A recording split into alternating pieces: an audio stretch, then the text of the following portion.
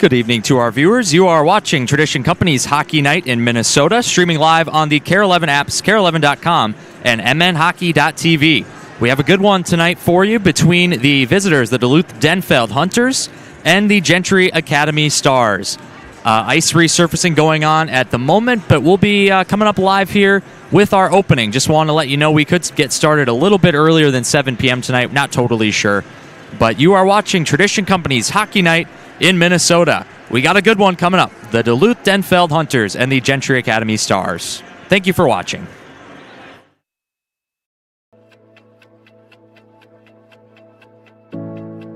My favorite thing about Tradition Mortgage is no question the culture. We work hard and we play hard. We have a staff of very highly competitive individuals that really care about what they do. If you were to ask why someone should use Tradition Mortgage, I would think with us you're getting experience. The longevity of our staff compared to the industry averages is off the charts. A recent article in National Mortgage News said that the typical mortgage office has turnover of 25% a year. And the history of our staff here at Tradition and the longevity that they've shown here, you're getting quality people that know the industry. We're relationship-based and not transactional. We don't have a single product for every client. We really try to tailor each loan to a borrower's specific situation. What I think is awesome about Tradition Mortgage, what I really love, is the common interest we have in how we give back to our local communities. I would say the large majority of our staff all coaches or manages or does something in the community through scholarships or charity work that we can be proud of.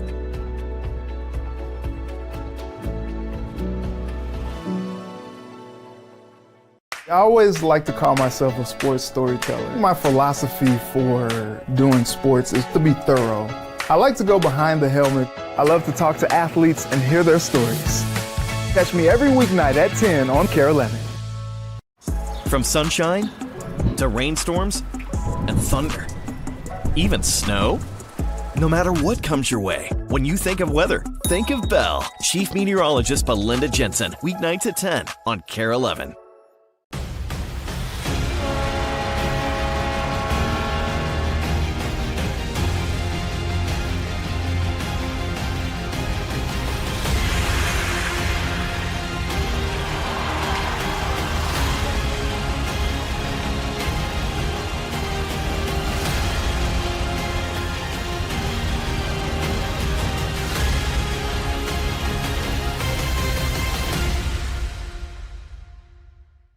Always on, always moving, always connecting. With a top-rated app that lets you deposit checks and transfer money anytime, anywhere, City and County Credit Union is here when and where you need us. A fast, safe, and contact-free way to manage your money. No matter where you are or what you're doing, be in control of your money with a checking account designed for life on the go. Because life is busy. We get it. Let us help.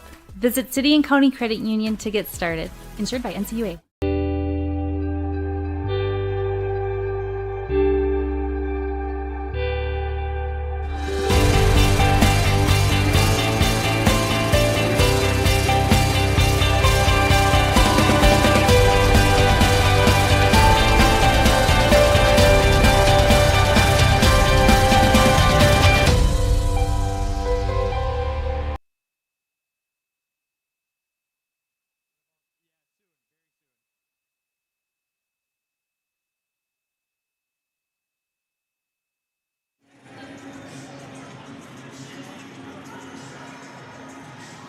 Good evening, hockey fans. Welcome to Tradition Company's Hockey Night in Minnesota. I'm Brandon Spratt, alongside my partner, Mike Greenlay, and tonight's game between the Duluth Denfeld Hunters and the defending Class A champs, Gentry Academy, who are taking the step up to AA. They are, and this is their first official game. They played in a couple of scrimmages, so we get a bit of a treat tonight. We get to see them take their first step into that AA.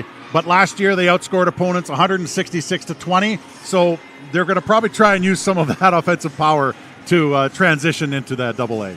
And on the other side, you have a Class A solid program in Duluth. Denfeld just looking to get over that final hurdle that is Hermantown in their section, but they return a lot. Yeah, the joke, you have to go through Hermantown, and I guess they have to. They didn't last season, but the expectation should still be there. They have 5 of their 7 top scorers back. there should be, other than whether there's a player suspended or injured or something like that. But for the most part, they have that core unit that knows how to put the puck in the net. So they should be able to get those guys going this year. The expectation should be there or even higher for this season. I was able to catch up with Duluth Denfeld head coach Dale Jago a little bit earlier before the game. We'll play that interview for you now, and we'll come back with some of our final thoughts before puck drop on Traditions Company's Hockey Night in Minnesota. All right, I'm here with Duluth Denfeld coach Dale Jago. And Coach Jago, what did you learn about your team first weekend of the season? Coming down here to the Twin Cities, played a couple games. Yeah, I learned that we can play with anybody. I learned that we overplayed our top guys and that we were pretty much had a hangover the next day. But having said that, we were at the rink from 1 o'clock to 7 o'clock or 8 o'clock. So a lot of time in the rink, but I think we can compete with anybody in single A for sure, and a few against some of the double A clubs. So you mentioned, sort of that weekend. You're back in the Twin Cities here again this weekend. What does a weekend like that look for you guys? Look like for you guys on the road? Well, this is a lot better. I mean, this tournament we were on last week, it was the first annual, so they learned a lot as far as scheduling. But today, I mean, we'll play at 7 o'clock tonight, and then we'll be at 3 o'clock tomorrow. So, hotels, restaurant food, walks in the morning, guys go for a jog and stuff. It's good for us to get to be on the road. We've been on our first 78 games are on the road, so it's kind of a team bonding thing. But we're trying a few things away from our home rink as well. So sure, it's a learning curve, just like for the players, just like it is for the coaches. You mentioned some of your top players, certainly the McClure brothers, would be included in that. Talk about what it's like to have a set of brothers on the team like that. Yeah, they're dynamic hockey players. They're highly skilled. They can shoot, they can skate, they can pass, they're the motor of our team. They've grown up next to me. I've known them since they were born. So it's just they come to work and to be precise every day, and it pays off. They're going to have a nice future in hockey, so we're lucky to have them, and we're lucky to keep them in our program.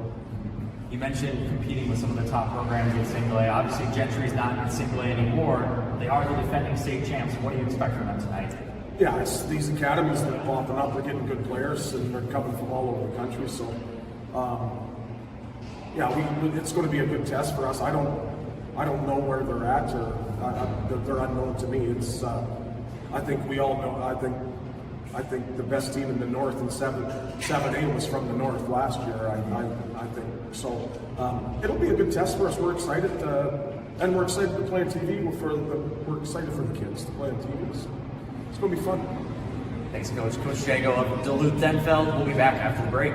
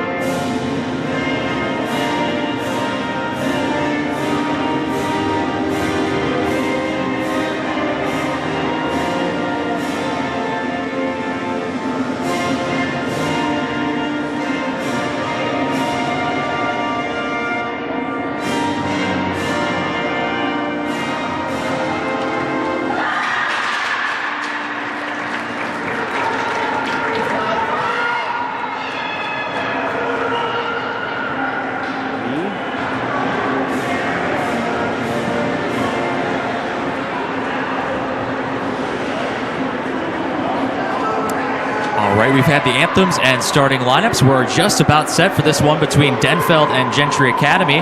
Let's look at our starting goaltenders. First for Duluth Denfeld, they'll be starting the senior Austin Wick. And for Gentry, junior Anthony Zalesi.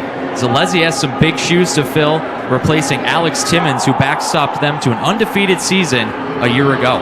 Yeah, 19-0 is pretty good mark. And so, absolutely. But where there's a challenge, there's also opportunity. So we'll see if he's able to step up. And we said it was going to be a challenging year just because they're stepping up in class. But certainly they have the firepower for that.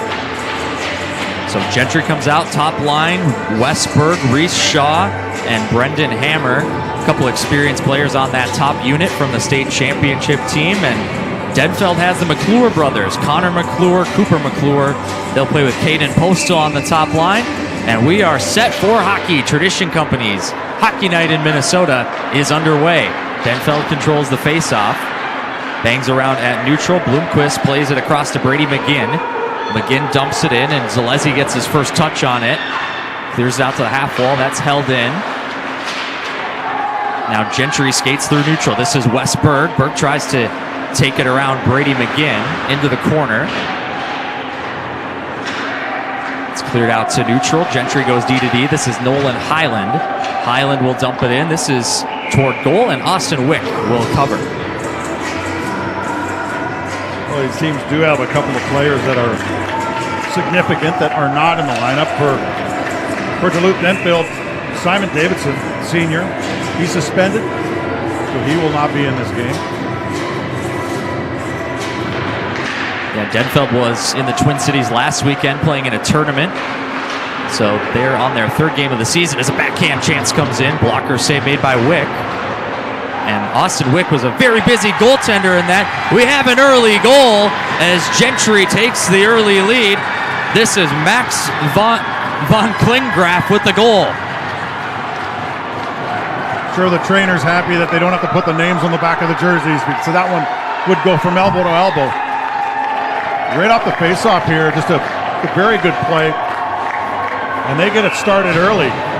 So their AA season is off to a very good start early in this hockey game.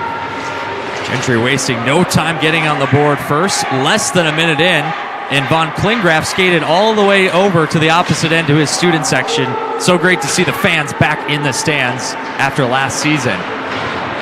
Some good energy back in the barn. Early start for Gentry, and this is carried through neutral. Cooper McClure, he's on his backhand. Nice save by Zalesi. That was a nice little play there by McClure. Went to the net, was being cut off. He still got a good shot up high. He tried to beat the goaltender with a high backhander. Now going around the cage, try to jam it in, and Wick was alert to it. He'll cover and get a whistle. So a couple good chances already for both of these clubs. And Gentry has gotten their season off to a good start here early in the hockey game with a goal by Max von Klinggraf. Sizable kid.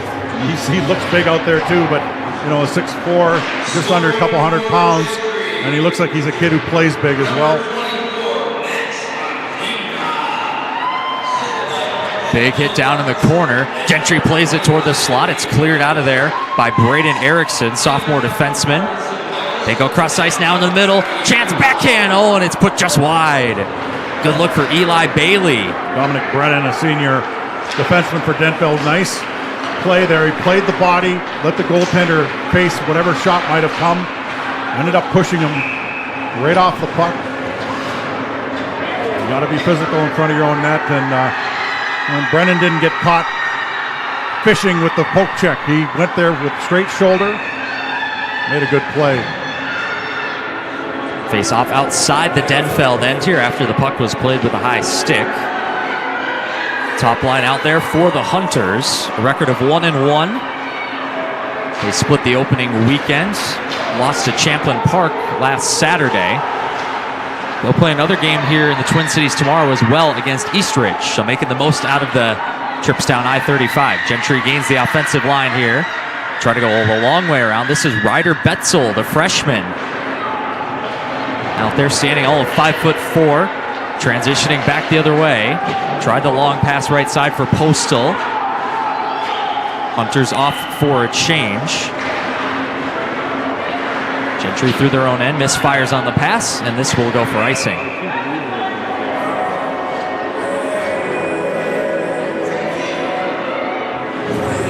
Good back and forth here by both these clubs. Still early for both of them, so trying to establish the pace of their season. Gentry's first game after a couple of scrimmages. Third game of the season for Denfeld. Denfeld wins the draw. They go behind the goal toward Dominic Brennan.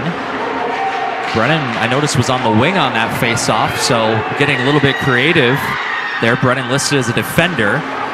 Gentry gains the zone and snap shot into the glove from Westberg. It was a smart play by Westberg. Just didn't have anything else really going on with that play. Got the puck at the goaltender. He actually used an defenseman as a screen. Goaltender made a good save here, but it's important to force the play to the net. And he did so with a good shot when he had nothing else going on.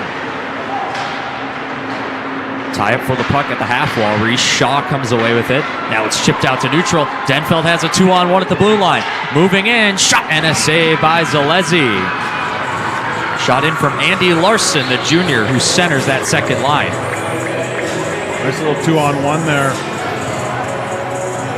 Dominic Brennan was busting down the right side, kind of played decoy. As Andy Larson, the junior, did the right thing.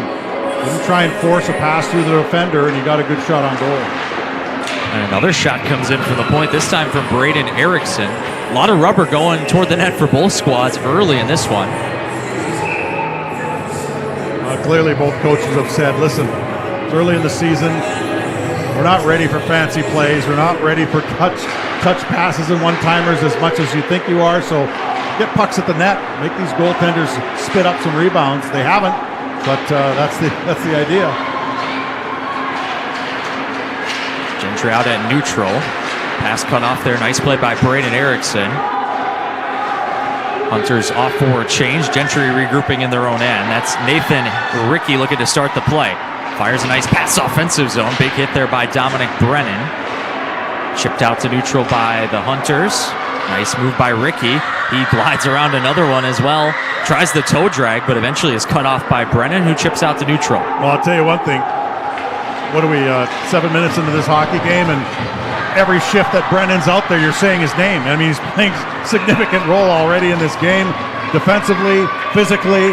He was on that 2-on-1, even though he didn't get that pass. Already, when you're announcing a kid's name time after time after time early in a game like that, it tells you that he's focused, he's ready to go. Yeah, coaching staff mentioned that Brennan was a sophomore they're really excited about on that blue line. He joins a good experienced group, but they really think he could be something special as just a sophomore. This goes out to neutral, played there by Bloomquist, who takes a big hit to dump it in. And Peter Barber, one of the senior assistant captains for Gentry, starts it the other way. They glide through neutral, left wing toward Ethan Joshi, and Joshi's offside at the line. Plenty of whistles here as we're just 4.5 minutes in. It does kind of feel like 7 minutes in, but only 4.5. Yeah. Oh, I'm sorry. Yeah. I gotta get my glasses on, maybe. Yeah. But no, there's been a lot of whistles for sure. In the game for sure. This is one out of the face-off dot. Tyler Geyer with it. He'll snap it D to D. Intercepted by Gentry. Westberg a little bit loose with the puck in their own end. Zalezi aggressive out to play it. Gets the move started. Now through neutral. Berg in the offensive zone. Little drop pass. Played it toward the front. Cleared out alertly by Brady McGinn.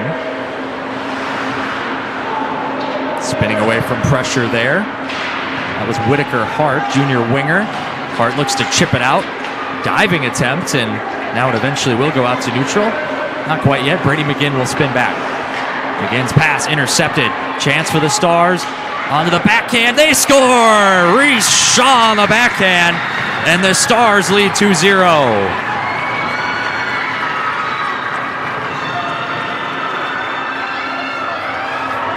Well, just some failed clearing attempts here by Denfeld, and it cost them. You got a team that can rotate it back offensively like Gentry has shown in the past, regardless of class that they're playing in. And that is a top-line player just finishing a play where it's crashed around the net and just popped it over the blocker of the senior goaltender, Austin Wick. Denfeld wins the faceoff cleanly back into their own end. That's Nate Larson. Cross to Dominic Brennan. Retrieved there by Andy Larson. Just a relentless forecheck right now from Gentry. They move it off to the right wing. And sounds like Wes Berg actually got the goal. Back the other way, cutting into the middle, and Betzold has knocked off the puck. Now Denfeld through neutral. This is Andy Larson. They'll chip it in deep. Larson chasing after it. Moved along toward Connor McClure. Now battle at the half wall. A couple white sweaters in there. Retrieved. They'll go to the back door with a chance. Brennan and a big save. There's Dominic Brennan again. He gets himself in a good shooting position, but Zalesi across to make the save, and that puck goes out of play. That can be tough to deal with when you're defending, and all of a sudden there's a player that you didn't expect right down by the goal crease, and it ends up being a defenseman stepping down deep and gets himself a good opportunity. And they definitely need to answer somehow here right now, because Gentry is getting a lion's share of the chances, and they already have a 2-0 lead. Loose puck there, retrieved by the Stars. Shot off the goalpost. That was Will Parkinson with a good chance. Brings the post, and now chipping it back in the other way. Zalesi out to play it behind his goal. Highland there battling. That's Connor McClure in there as well. Gentry comes away with it. One touch pass that skips off the stick there of Bloomquist. Now big collision in the corner as Bloomquist and Parkinson come together. They come out to the line and eventually out to neutral. Nice play by Logan Nyland. He applies pressure back into the Gentry end. Stars spin away with it. That's intercepted. And here comes Connor McClure. McClure tries to squeeze into the middle, and Zalesi will cover.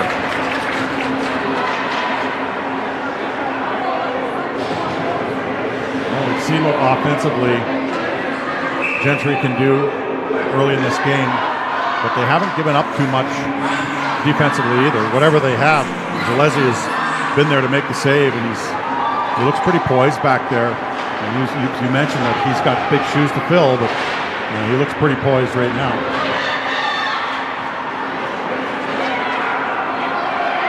This puck is chased down, and a nice save made by Wick. Just couldn't tell if that was going to go for icing or not. It was Shane Bean chasing it down for the Stars.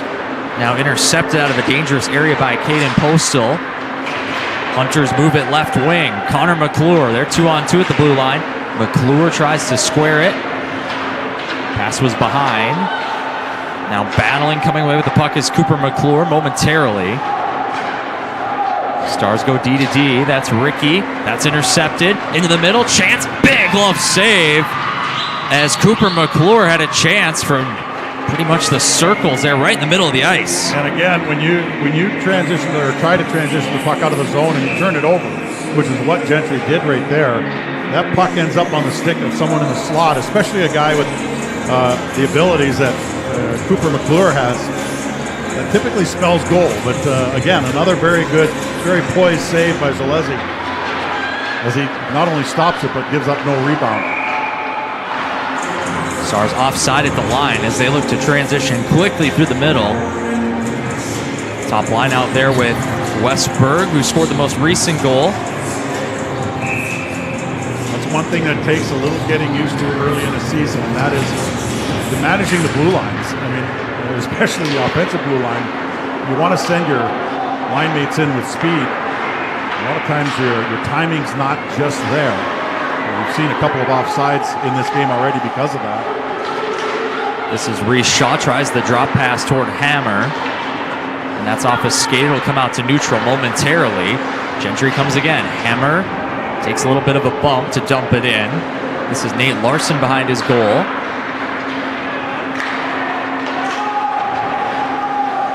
Now at neutral, Nolan Highland snaps it across.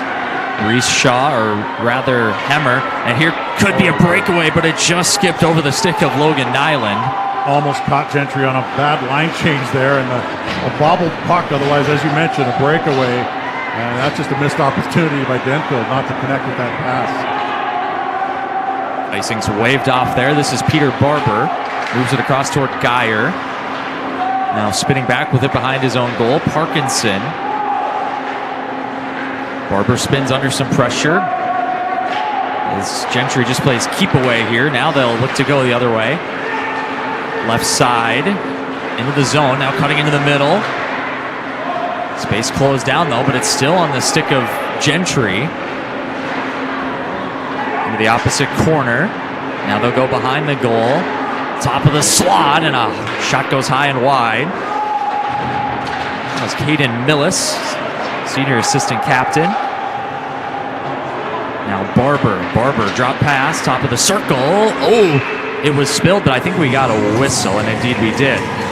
7:13 to go in this first period. You're watching Tradition Company's Hockey Night in Minnesota. And we've had a pretty good one so far. Good pace between Gentry and Duluth Denfeld. Getting a good look at the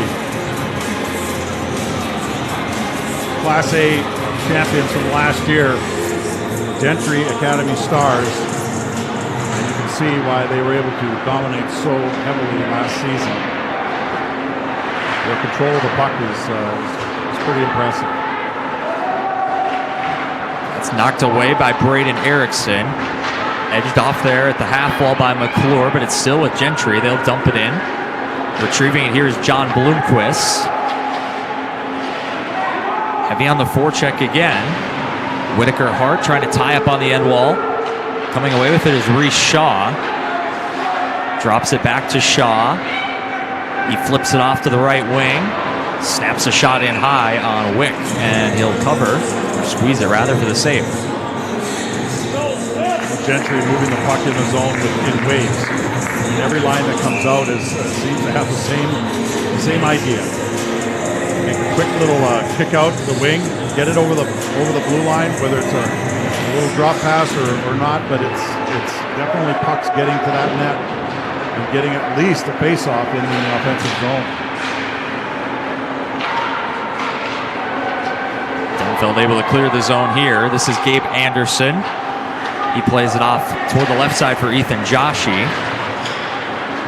Big collision there at neutral. Here comes Eli Bailey. Weaves his way in. Shot deflects high off the glass. It's still loose. They battle for it on the near side. Comes to the point. Long shot, and that one will be kicked up into the net by Wick.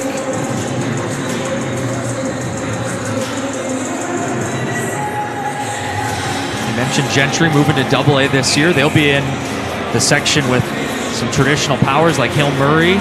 Solid programs like Stillwater and White Bear Lake. It's going to be a big-time battle up here in the Northeast Metro. Well, they'll get tested. There's no doubt about that. And they knew that going in.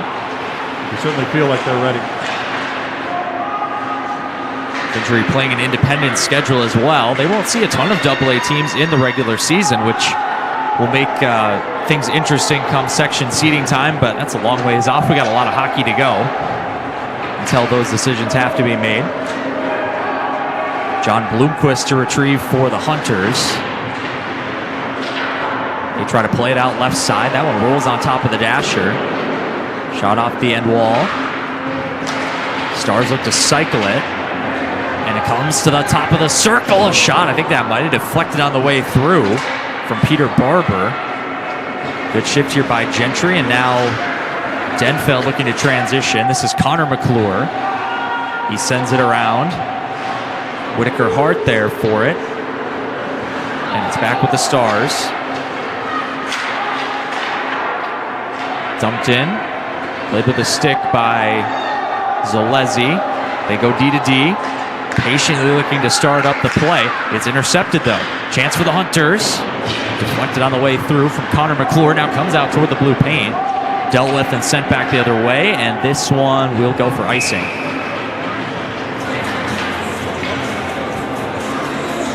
Well, Denfeld's still in striking distance here early in the hockey game, but we need to start putting more plays like that. We just saw there on the net. Able to work the puck into the offensive zone that time and get an attempt at the net. I don't know if Zalesny was forced to make a save or not, but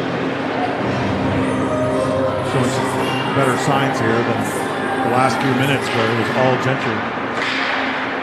They control off the faceoff as well. Brennan. And that's tied up. Sent out to neutral by Gentry. Deflected pass. Now the Stars have a chance to transition. That one's knocked off the stick. And here come the Hunters. Weaving through the middle. 3-on-3 at the line. They leave it off left wing. Cooper McClure. Just unable to hold it though was Braden Erickson. Now Brennan. Backhand flip off the glass. This one comes to Nathan Ricky. Ricky on his backhand. Long defender at 6'3". Ricky gets it back, comes to the slot. Backhand. Wick, save. It's still loose. Gentry recycles it. One-timer. And that hit Cooper McClure on the hand, and he's shaken up. Going back to the bench. And we get a whistle.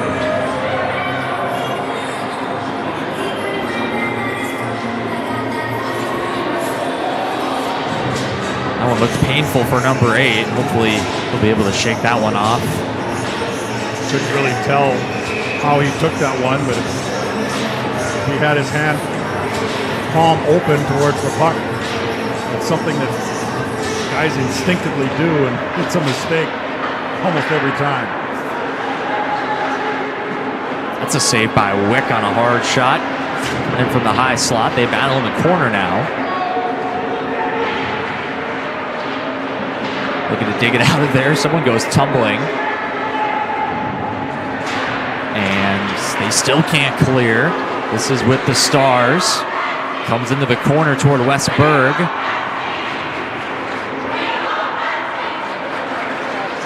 Couldn't quite get the shot off. They still battle for it. This is Ryder Betzold with it. He dumps it in deep. Played behind the goal by Brady McGinn. Onto the backhand, sent into the corner. Relentless pressure from the Stars on this shift. Denfeld's got to start winning some of these one-on-one battles along the wall. They're losing them, and they're not getting the puck out. Finally, they're able to get that and get a change. Here comes Whitaker Hart, streaking it on the right wing. Hart with a shot, and it goes over the top of the goal. Off the glass and out of play. That came quickly in transition as Connor McClure just floated a pass up that right side. And Hart failed to test the goalie.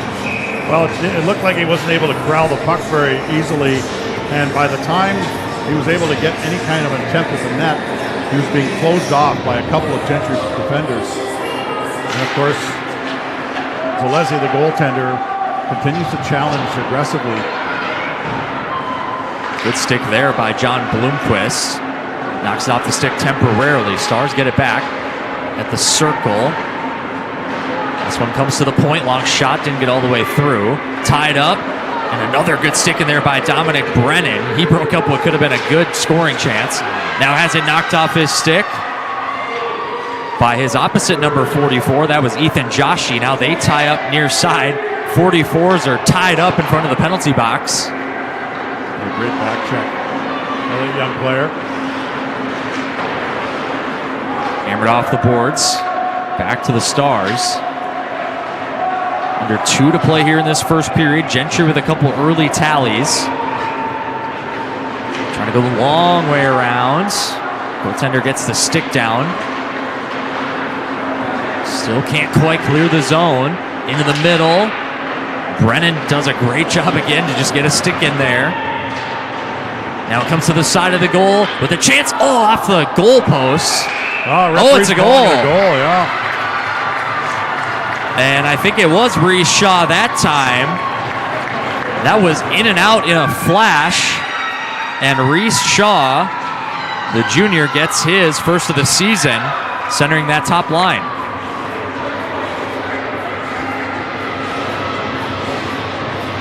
Well, another example of Denfeld just not getting the puck not containing it. I mean, they're poking away at it, they're pushing it up, but just not controlling it. And the loose pucks are being gobbled up by Gentry in this case. Looks like a little bit of a pick in front, to be honest with you. And I'm surprised that the referees didn't nab that one, because Gentry looked like they made a bit of a pick in front of the net on the defender, and that allowed Shaw all alone in front when the puck came loose. But they not only let that go, they called the goal off the post and into the net. So Gentry with a 3-goal lead.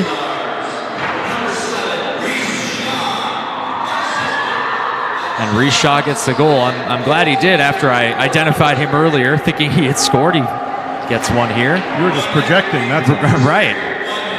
Shaw's backing in the offensive zone here. He moves it around a defender. Big hit on the end wall. Comes toward the front of the goal. Braden Erickson away with it. Now carrying the puck through neutral into the offensive end. That's Andy Larson. Coaches said that the junior Larson is probably their best player. He played in the Upper Midwest High School Elite League here in the fall. Normally he'd be centering a line with Simon Davidson, the leading scorer last year for Denfeld, but unfortunately Davidson is out tonight, as you mentioned earlier. This comes to the side of the goal, flipped over the top in the final 20 seconds. Cleared out to neutral. Retrieving it is Marcellus Kruger. First time we've called his name tonight. One-touch pass right side. Half wall deflected on the way through. Final 5 seconds. Denfeld just looks to clear the zone. One final chance comes in, and it's a big save there as a loose puck ricochet to Von Klingraff, looking for his second. Well, 3-0 is a tough hill to climb. 4-0 with 0.4 seconds left in the period would have been pretty tough, but they survived that. We're down 3-0. Gentry, a very good showing here in this first period, and Denfeld just needs to manage the puck a little bit better out of their own zone. Yeah, a lot of shots coming in from Gentry. Austin Wick made some big saves despite the score, and Anthony Zalesi wasn't asked to do a ton, but looked pretty impressive in doing so. So 3-0 Gentry at the end of the first period. We'll take a quick break here for our first intermission. We'll come back in a little bit. We'll have some scores from around the Metro. We got a few other games going on the mnhockey.tv that we want to inform you about tonight. But this is Tradition Company's Hockey Night in Minnesota that you can get on all your KARE 11 platforms, KARE 11 YouTube, and also the mnhockey.tv. Again, thank you for joining us tonight, and we'll be right back with our first intermission. 3-0 Gentry Academy with the lead over Duluth Denfeld.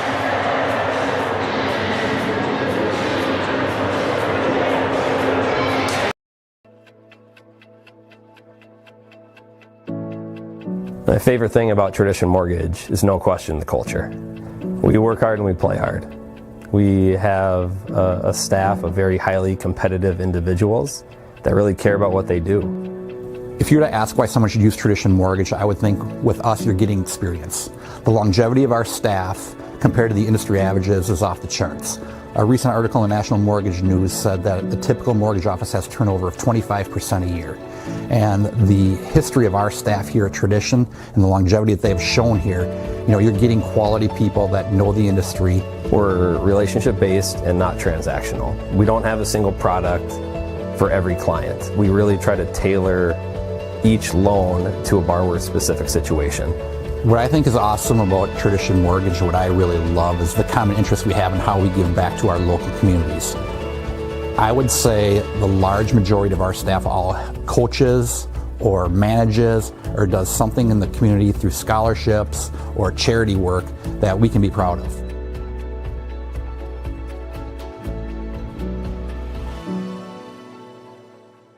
I always like to call myself a sports storyteller. My philosophy for doing sports is to be thorough. I like to go behind the helmet. I love to talk to athletes and hear their stories. Catch me every weeknight at 10 on KARE 11. From sunshine to rainstorms and thunder, even snow. No matter what comes your way, when you think of weather, think of Bell. Chief Meteorologist Belinda Jensen, weeknights at 10 on KARE 11.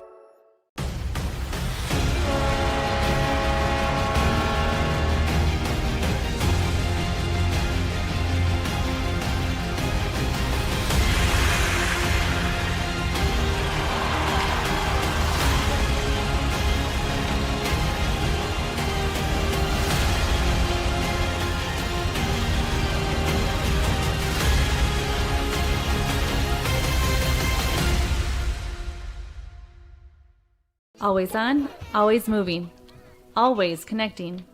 With a top-rated app that lets you deposit checks and transfer money anytime, anywhere, City and County Credit Union is here when and where you need us.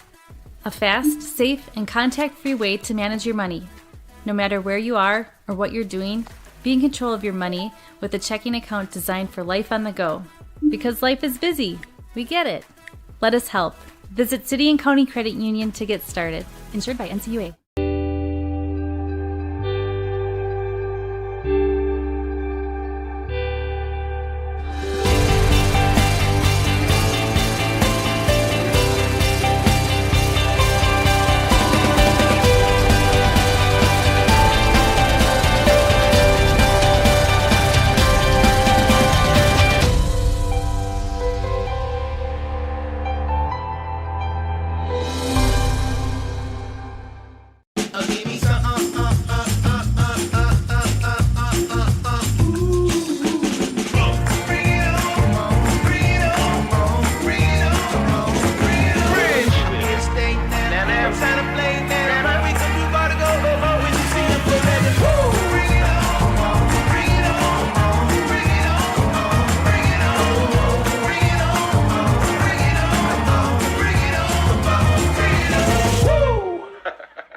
Always on, always moving, always connecting. With a top-rated app that lets you deposit checks and transfer money anytime, anywhere, City and County Credit Union is here when and where you need us. A fast, safe, and contact-free way to manage your money. No matter where you are or what you're doing, be in control of your money with a checking account designed for life on the go. Because life is busy. We get it. Let us help. Visit City and County Credit Union to get started. Insured by NCUA. I always like to call myself a sports storyteller. My philosophy for doing sports is to be thorough. I like to go behind the helmet. I love to talk to athletes and hear their stories. Catch me every weeknight at 10 on KARE 11. From sunshine to rainstorms and thunder, even snow. No matter what comes your way, when you think of weather, think of Bell. Chief Meteorologist Belinda Jensen, weeknights at 10 on KARE 11.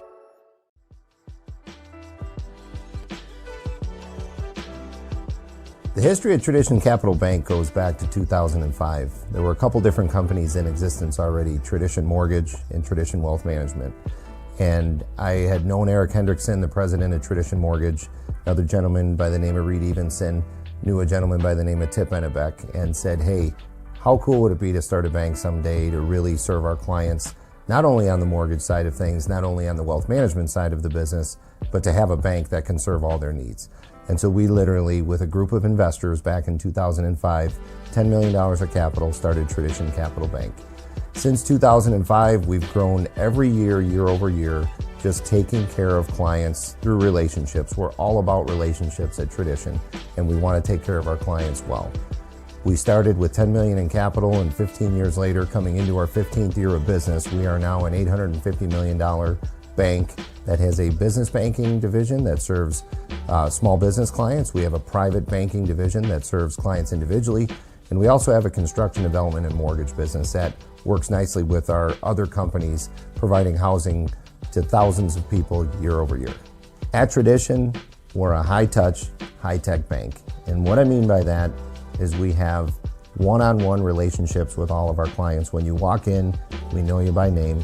Yet, when it's Saturday night and you're working on things, you can do online banking, mobile banking, and have access to all of the technology that all the big banks have to offer. So you get the best of both worlds, high touch, high tech.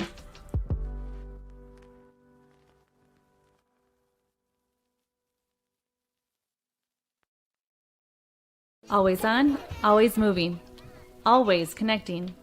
With a top-rated app that lets you deposit checks and transfer money anytime, anywhere, City and County Credit Union is here when and where you need us. A fast, safe, and contact-free way to manage your money. No matter where you are or what you're doing, be in control of your money with a checking account designed for life on the go. Because life is busy. We get it. Let us help. Visit City and County Credit Union to get started. Insured by NCUA. Welcome back to Tradition Company's Hockey Night in Minnesota by KARE 11. I'm here with Mike Greenlay. Our first period intermission summary. First period was dominated by Gentry on the scoreboard. They were really effective in the neutral zone and in the offensive zone. Well, they came out with a lot of heat then. They scored 2 goals pretty quick in the hockey game. It kind of set Denfeld back on their heels a little bit, and then from then on, you could sense that they were giving pucks away and not getting the puck out of the zone like they should. They were losing one-on-one battles in their own end, and Gentry kept taking advantage of getting shots. They finally got their 3rd goal, but it wasn't until late in the period. So, I mean, Denfeld needs to manage the puck a little bit better and get themselves into the offensive zone a little bit more consistently. So paint me a little bit of a picture. What are some adjustments that Denfeld can make? You just mentioned a couple, but... Well, you need to possess the puck a little bit more, and that means puck support by everybody. And whether it's the defenders stepping up and helping the forwards through the neutral zone, or whether it's just everybody being more aware of where the puck is and how they can help each other out, because you need to come up the ice sometimes more as a unit rather than just that. They do have that top line, that one top line that moves the puck really well, but not everybody plays like that. So you have to think more of a team mentality. If they can manage the puck a little bit better, they'll find themselves getting through the neutral zone and into the offensive zone as a unit, and maybe they'll get themselves some more puck support and some more shots on goal, because I'll tell you what, Zalesi has played very well so far in net for Gentry. All right, that's our first period summary. We'll be back in just a couple minutes with the second period. For now, a quick word from our sponsors. Thank you for watching.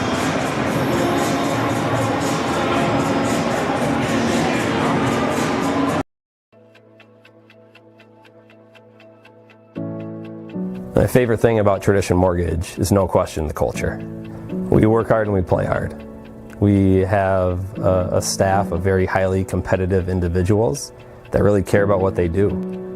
If you were to ask why someone should use Tradition Mortgage, I would think with us you're getting experience. The longevity of our staff compared to the industry averages is off the charts. A recent article in National Mortgage News said that the typical mortgage office has turnover of 25% a year. And the history of our staff here at Tradition and the longevity that they've shown here, you're getting quality people that know the industry. We're relationship-based and not transactional. We don't have a single product for every client. We really try to tailor each loan to a borrower's specific situation. What I think is awesome about Tradition Mortgage, what I really love, is the common interest we have in how we give back to our local communities. I would say the large majority of our staff all coaches or manages or does something in the community through scholarships or charity work that we can be proud of.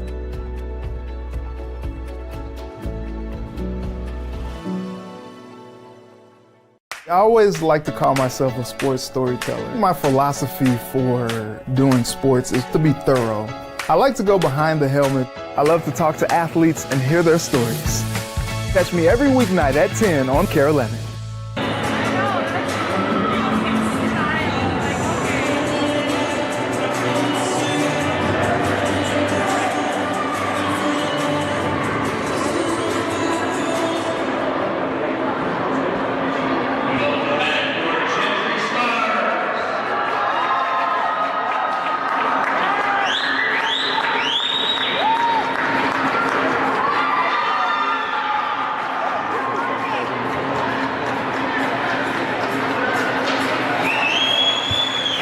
As we get set for the second period here from TCO Sports Center in Vadnais Heights, I want to thank some of our sponsors for coming along with us for Tradition Company's Hockey Night in Minnesota. Of course, Tradition Companies. We also want to thank Sniper's Edge, City County Credit Union, TRIA, and St. Cloud State University, some of our fantastic sponsors to allow you to bring this game to you tonight on the mnhockey.tv YouTube page and KARE11.com, KARE 11's social platforms, and more. So second period set to get underway here in Vadnais Heights for the defending Class A champions, Gentry. We mentioned they're in AA here this season.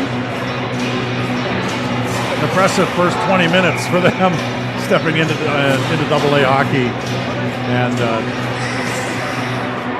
just obviously showing a lot of talent and depth throughout their lineup.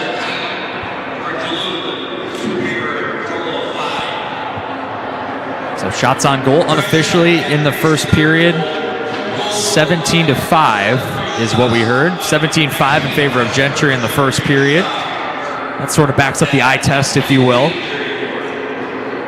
And that's where that number needs to even out a little bit more if Denfeld is going to have an opportunity to get back into this game. Good news for Denfeld is Cooper McClure was back in on the faceoff dot there.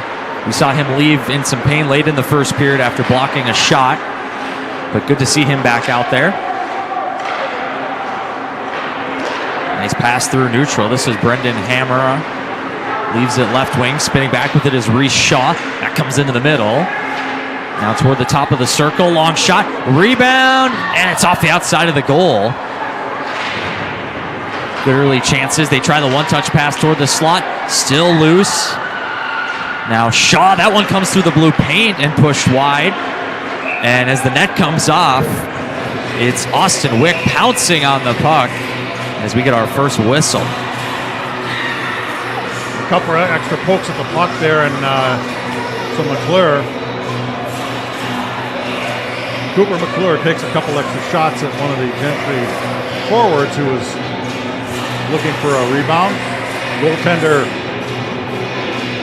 Austin Wick did a good job of just jumping on that. He could sense that the pressure was mounting. The Gentry Stars had a few opportunities and were looking like they were all over the puck, and that's going to cost McClure a penalty. I don't see two guys in the box, so he's the only one I think who is going to get the gate unless they go grab the other fella off the bench.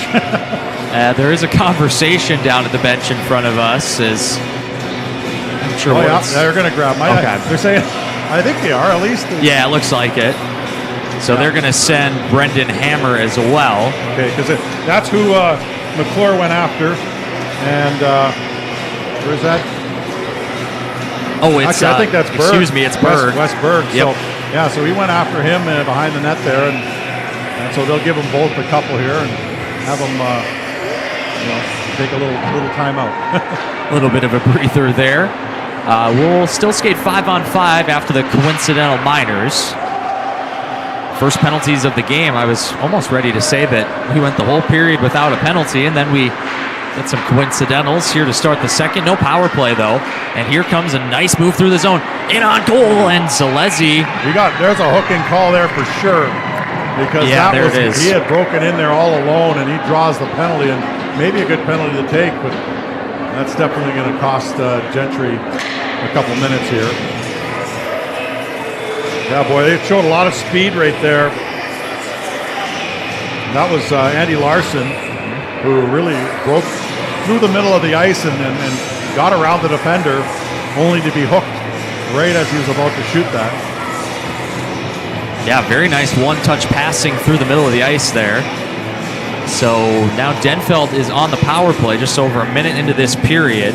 It's Gabe Anderson, junior defenseman, who gets to sit for a couple minutes. Power play here.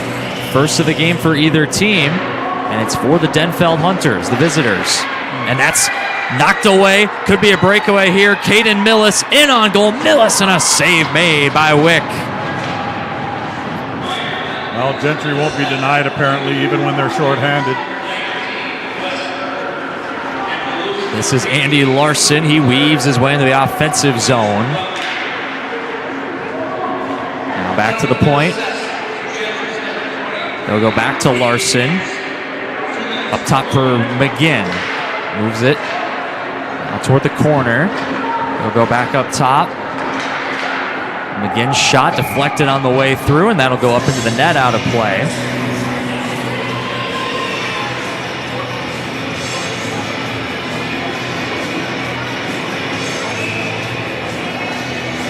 Gentry will change some skaters on their penalty kill. And Denfeld changing some attackers as well.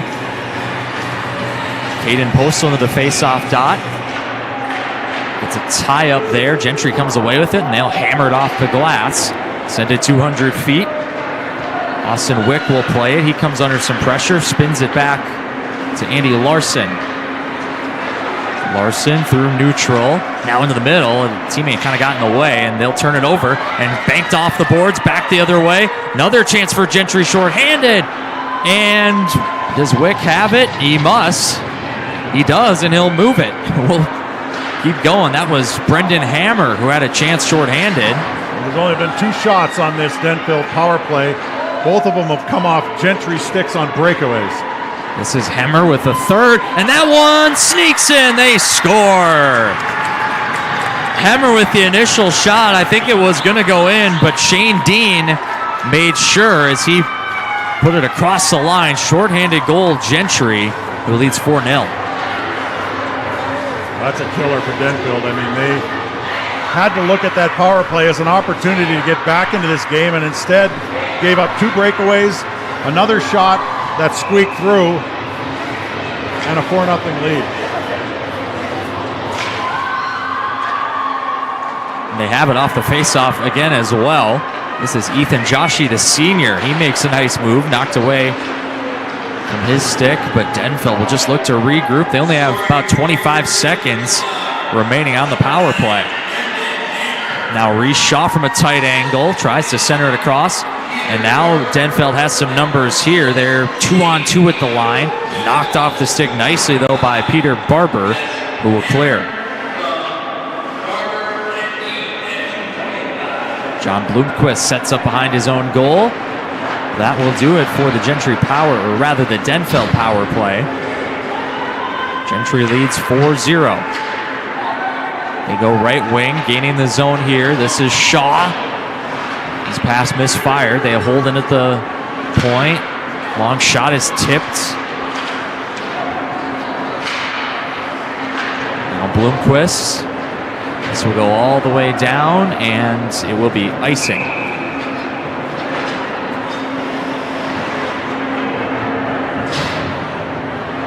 Always curious how teams respond now to both sides, really. How do you respond to having a significant lead? How do you respond to trail a game by 4-0? And usually you see a little bit of character that comes out of both sides because of that. See how they respond to this. And also we'll see how much ice time Gentry will throw to other players. Backhand goes high and wide from Ryder Betzel, the freshman. As Gentry just keeps coming here no matter who's on the ice. They've been extremely effective. Back the other way, snaps a shot, and Zalessi had a big pad save there. Shot coming in from Connor McClure. This dangerous top line for Denfeld. One-timer for Brennan, deflected, and they score. There's that response you talked about. A good shift for Denfeld, and Dominic Brennan gets a goal. That one definitely deflected. I'm not sure off of whom, but it definitely rode right up over the shoulder of Zalessi.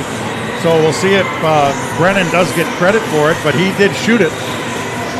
But he brings Denfeld back within 3 here with a nice shot from the blue line. How important can that goal be just to see the number change, right? To just get that 0 off the board. Well, it's a response to a bad power play. I mean, a bad power play where they gave up a shorthanded goal, and you kind of even that one out. So, granted, they got a long way to go, but at least they were able to kind of knock that one off the board and respond to it. Toward the goal, Wick gets down and makes a save there.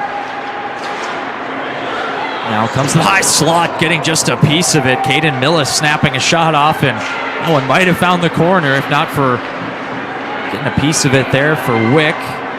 Now how about Gentry responding? They're right back on the attack. They respond to the Denfeld tally.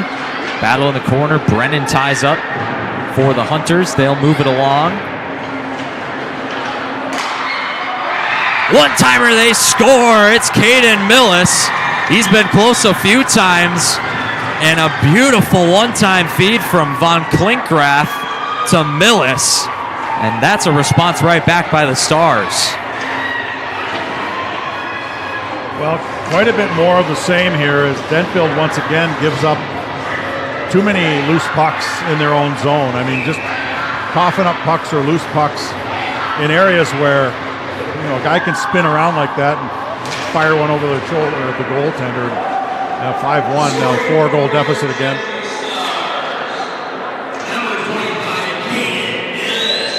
So Caden Millis gets the goal. He has 28 now in his career. One of the more experienced players for this Gentry Stars team returning, that is. They lost a lot off the state championship team from a year ago. Still plenty of talent, of course, and it seems like when they have the puck in the offensive zone, they're playing from the hash marks in behind and using areas behind the goal to great effect. We saw that there. They set up that one-timer in the slot. They'll hold the zone here on the far side. And moving the puck along there was John Bloomquist. Gentry holds the zone, though. And Bloomquist will clear that one. Only as far as neutral. Now circling back in is Reese Shaw, who gets dumped. And Shaw thought that should have gotten a penalty there, but I think it was offside at the line.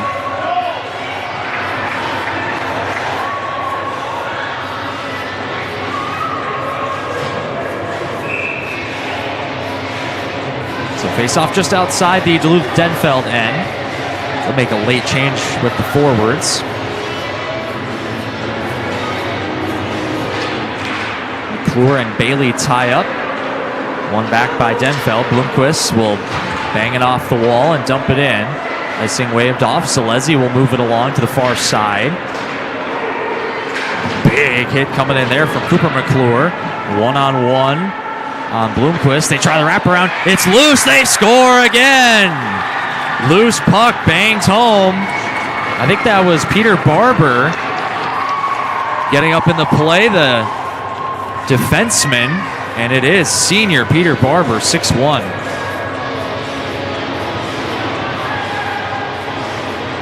These goals are starting to look very similar to one another. Ends up being a loose puck or a turnover on the back of the net. That time it was Shane Dean, the junior forward, who started it, made a nice play, tried to jam it home on a wraparound, and as you said, Peter Barber just gets to that loose puck first.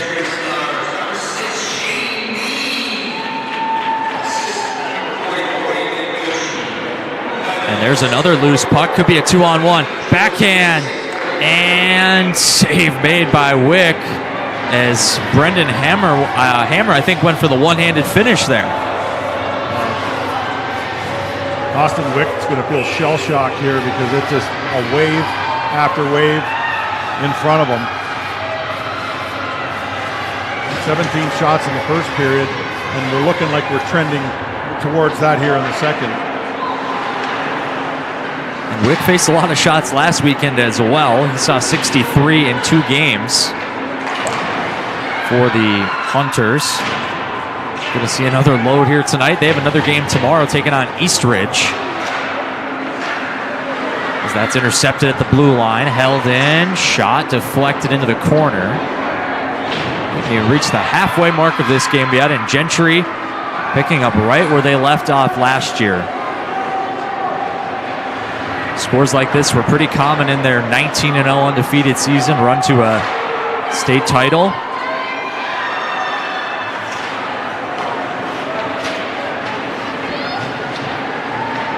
Denfeld goes D to D. Try to bang it out off the boards.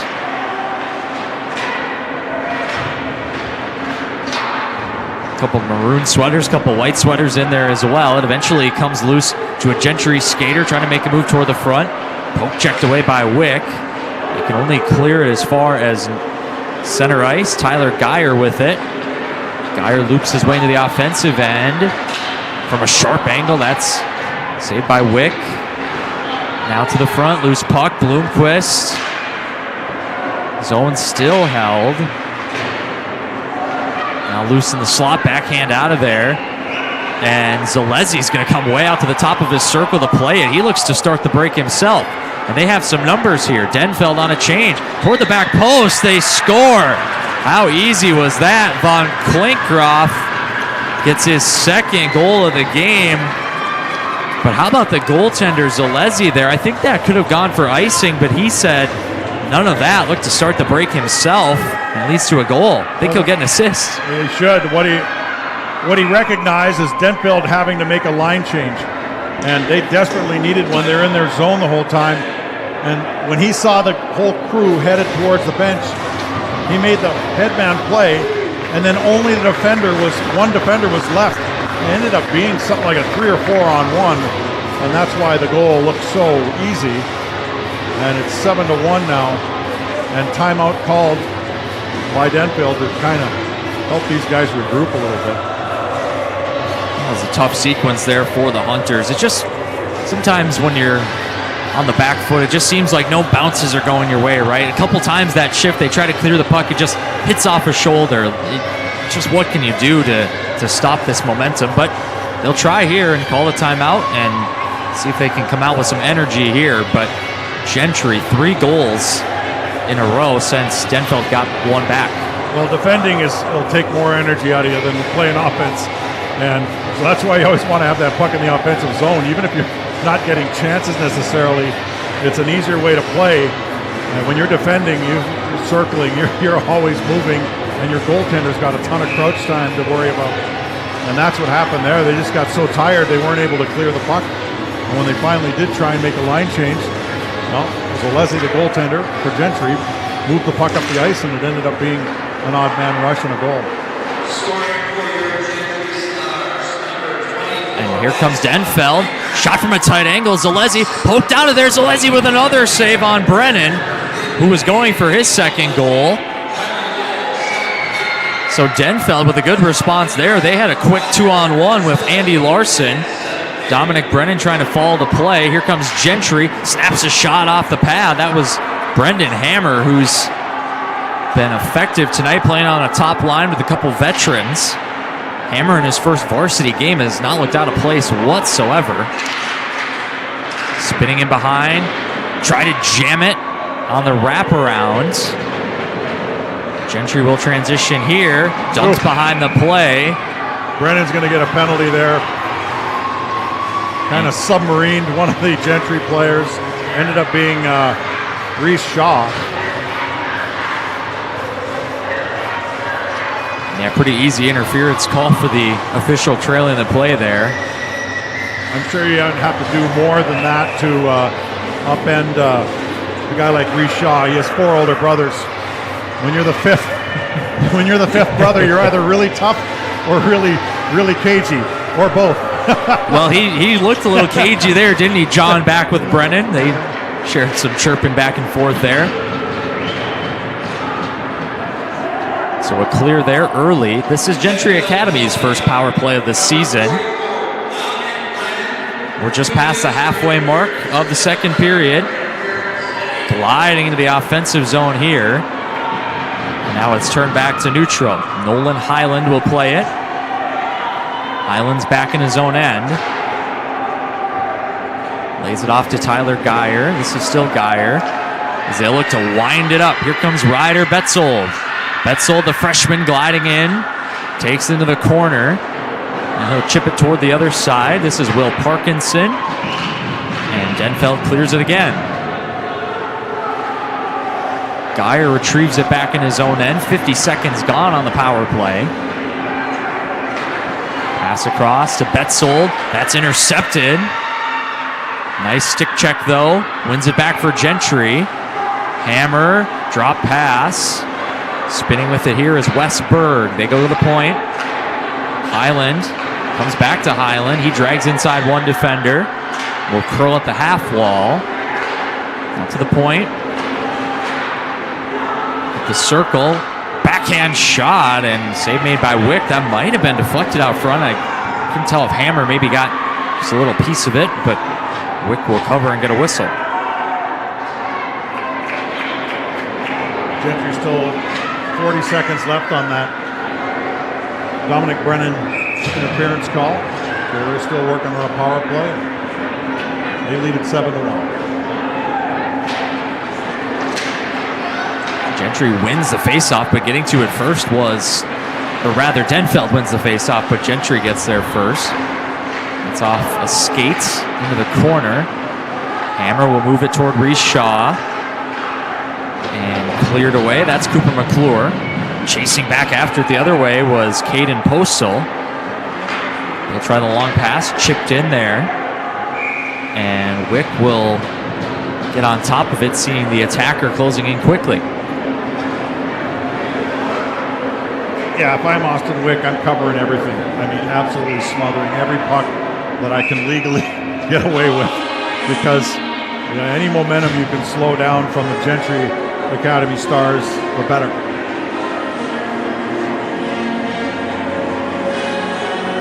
And Denfeld has been pretty good on the faceoffs tonight.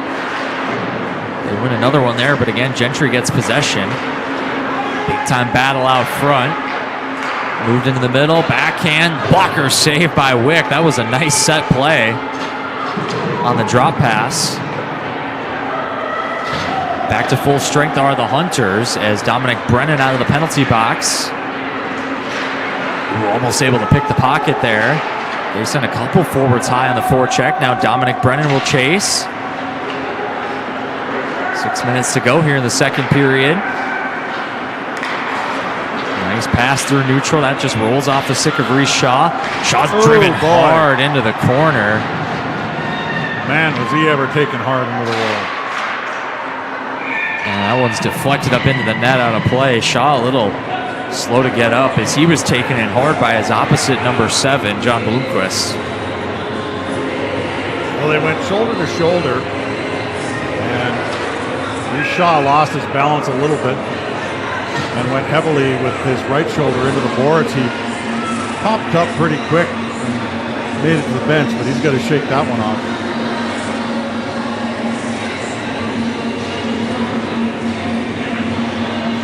Faceoff will come outside the zone after Gentry deflected a shot out of play. They go D to D and they'll try to dump it in. That's glove down and back at neutral. Nolan Highland has it stolen, moving in on goal, and that's Cooper McClure who's taken down hard. No penalty. Oh, there is a penalty called. Excuse me. Well, Cooper is the one who, I believe, hurt his hand on that blocked shot earlier in the game, and he is, again, down in the corner, and hard to say whether it's the same ailment or whether it's something new, but penalty is coming up here to Gentry's number 12, Shane Redenbaugh.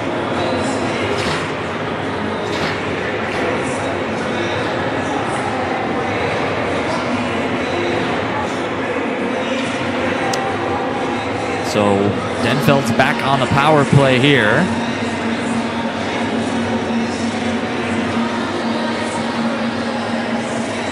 Denfeld hasn't had a ton of chances, but when they have, a lot of them have been like that, those breakaways and half breakaways. One-on-one with the goaltender. McClure's back in the face-off dot, though, and Zalesi makes a blocker save. So Cooper McClure, a little bit shaken up, but he's out there again. He's taking a little bit of a beating here tonight, but still out there. We'll leave it off for Dominic Brennan. Hunters into the offensive zone. This is McClure chasing after it. He'll get there first. His pass is blocked, try to go cross ice. Now into the middle. Just put wide there by Caden Postal. Now Postal gets there, and it's going to be cleared. Wick comes out of his goal to play it. Teed up for Andy Larson. Larson's long pass. This is Postal. Just in offside there. They'll have to regroup at neutral. Postal spins away from trouble. Now it's Brennan. Winds up for the slap shot. Hard off the end wall. Deflection. And now it's back the other way. One-on-one. This is Von Klinkeroff. Tries to get off a backhand pass, but Larson angles him off nicely. And now a long pass could send Postal in. Caden Postal for Denfeld. And it's over the top with the blocker. And looks like the net is off. It was Postal racing in on goal, but he had to slow down, lost his momentum, and Gentry was looking to catch him up from a trailing position. Defender did a good job there. He pressed down on the stick. That tripped him up and knocked him into the goalpost and created the whistle.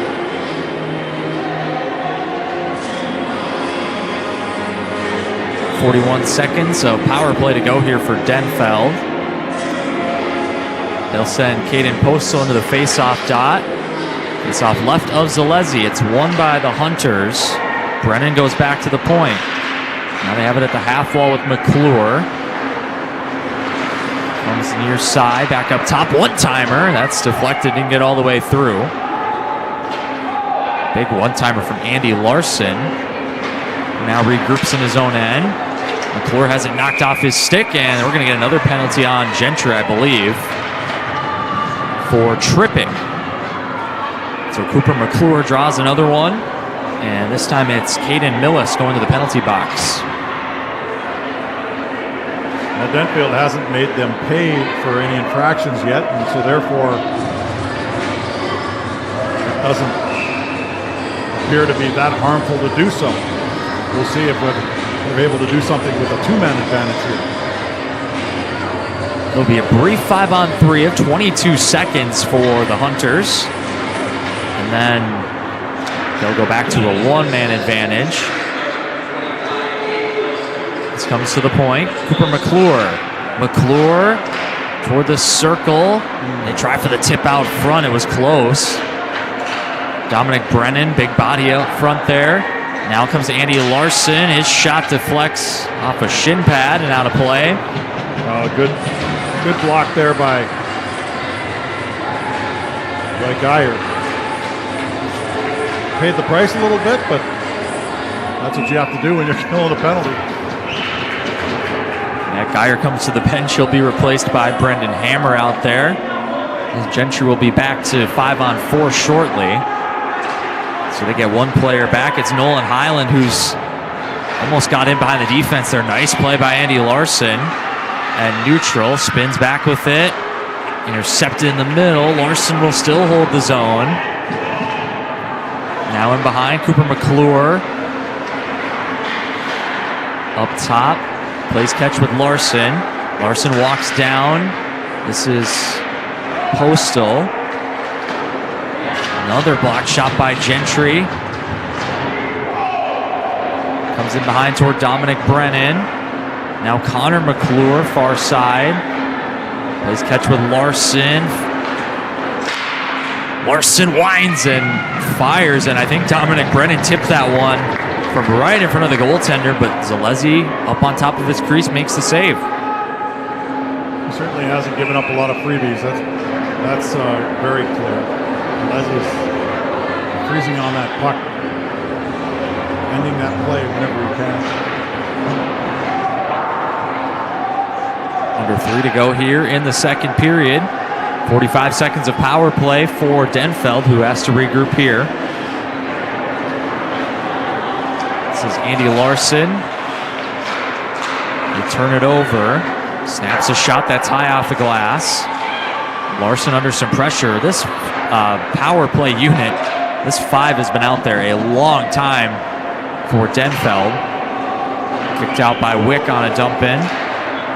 There's one thing that Coach Dale Jago mentioned in his interview that you would have heard in our pregame, that he sort of played his stars a little bit too much. They wanted to mix it up a little bit more in this game, but yet I think they've really only been running about 1.5 lines in this game, especially here on the power play.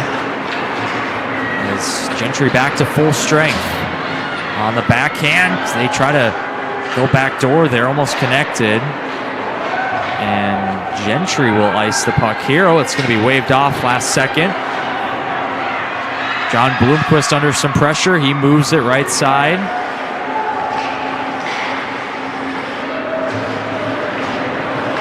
And Bloomquist off the boards. Gentry back into the offensive zone. Pinned against the end wall there.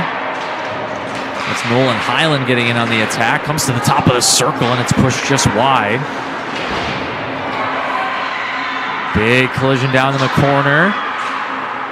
Now they tie up again on the end wall. Gentry's done some really good work down below the goal line in this game. They seem very comfortable there. And Denfeld will ice the puck.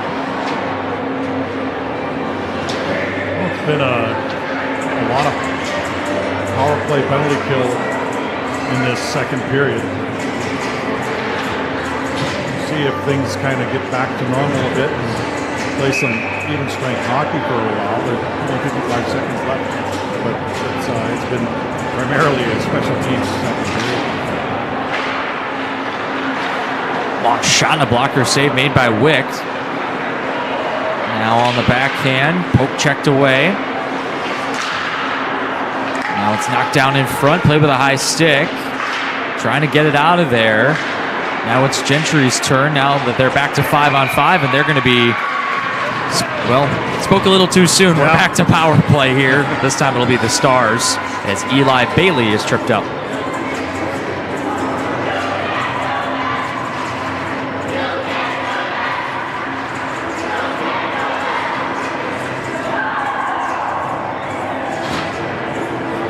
Braden Erickson, sophomore blue liner. He's going to go to the penalty box for tripping. And Gentry get 35 seconds here on the power play.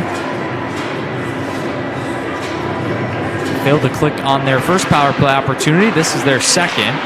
Tie up in the face-off dot.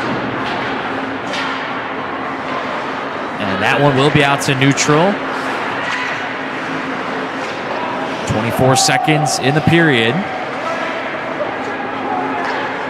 Gentry gained the zone at the blue line. Patiently waiting, head up. Reese Shaw looks to find a pass. And that's banged off the glass out to neutral. Maybe time for one last rush if they hurry. Tyler Geyer, 6 seconds. Will have some time. Comes left wing, they're onside. Long shot from Shaw. It's squeezed by Wick, and we have some extracurriculars after the horn. And the officials will have to sort that out. Might get some penalties out of that. As looked like the goaltender, Wick, and one of the Gentry forwards got into it, and then things kind of transpired from there. But 7-1 at the end of the second period, as our officials continue to discuss. Frustration on Denfeld's part. And Austin Wick felt he probably has had enough pressure in this game so far and didn't need anybody hovering over him at the end of that play, although they didn't make contact. Right. So a minute 25 of power play time coming in the third for Gentry. We'll wait to see what the officials decide to do here. We're going to take a quick break. End of two here at the TCO Sports Center in Vadnais Heights. It is 7-1 in favor of Gentry Academy, playing their season opener here, coming off the state title a year ago. We'll be back with the second period intermission report in just a little bit, and we'll get you some updated scores from across the Metro. Thank you for joining us. This is Tradition Company's Hockey Night in Minnesota on KARE 11.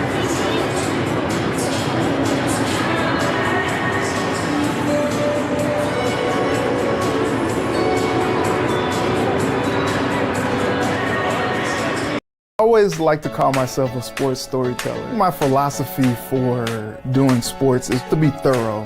I like to go behind the helmet. I love to talk to athletes and hear their stories. Catch me every weeknight at 10 on KARE 11. From sunshine to rainstorms and thunder, even snow. No matter what comes your way, when you think of weather, think of Bell. Chief Meteorologist Belinda Jensen, weeknights at 10 on KARE 11.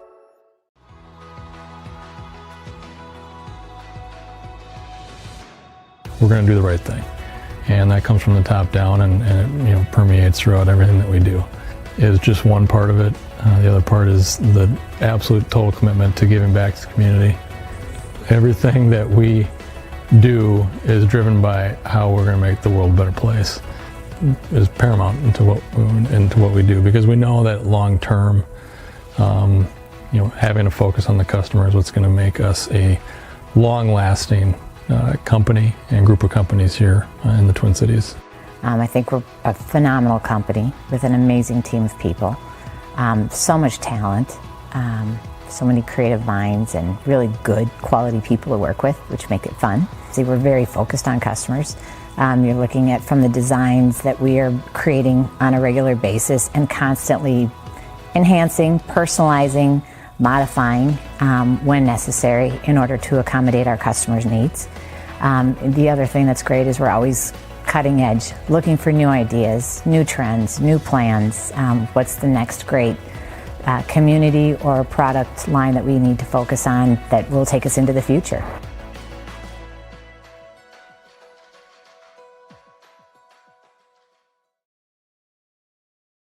Always on, always moving, always connecting. With a top-rated app that lets you deposit checks and transfer money anytime, anywhere, City and County Credit Union is here when and where you need us. A fast, safe, and contact-free way to manage your money.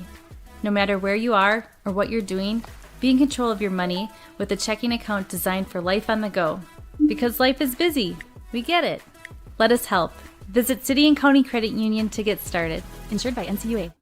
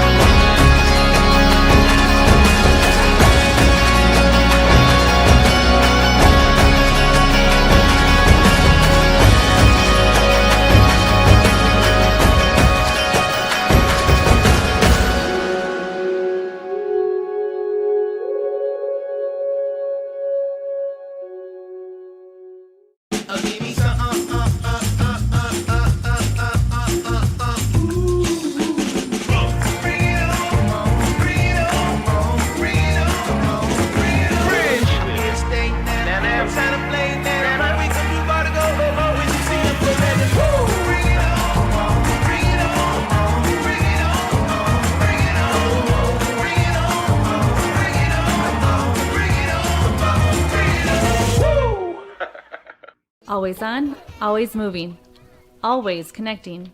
With a top-rated app that lets you deposit checks and transfer money anytime, anywhere, City and County Credit Union is here when and where you need us. A fast, safe, and contact-free way to manage your money. No matter where you are or what you're doing, be in control of your money with a checking account designed for life on the go. Because life is busy. We get it. Let us help. Visit City and County Credit Union to get started. Insured by NCUA.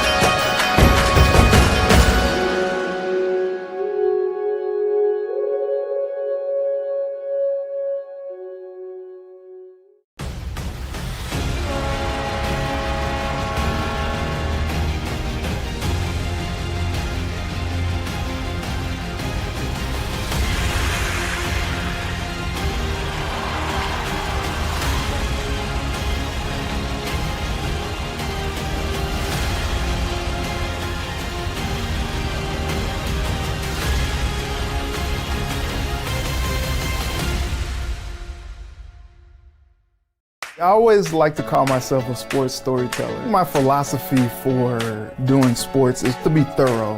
I like to go behind the helmet. I love to talk to athletes and hear their stories. Catch me every weeknight at 10 on KARE 11. From sunshine to rainstorms and thunder, even snow. No matter what comes your way, when you think of weather, think of Bell. Chief Meteorologist Belinda Jensen, weeknights at 10 on KARE 11.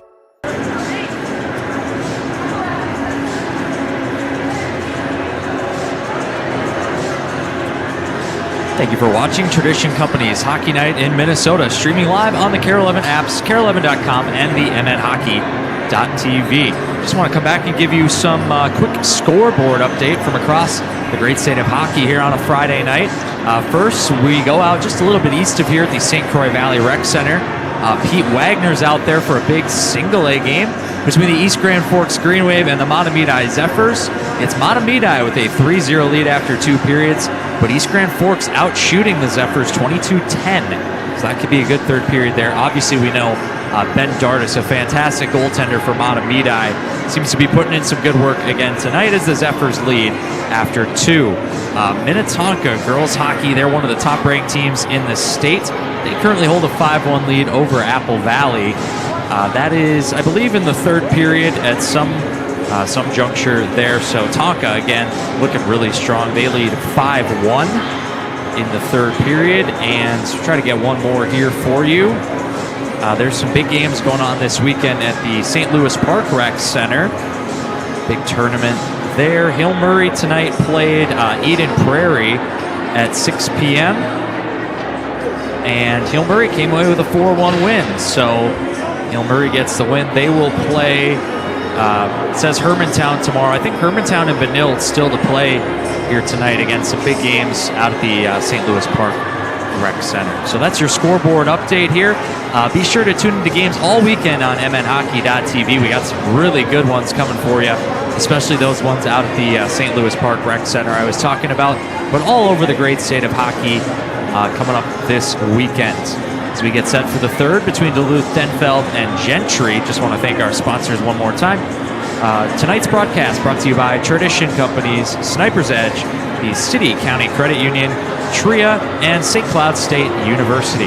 We'll be right back with the third.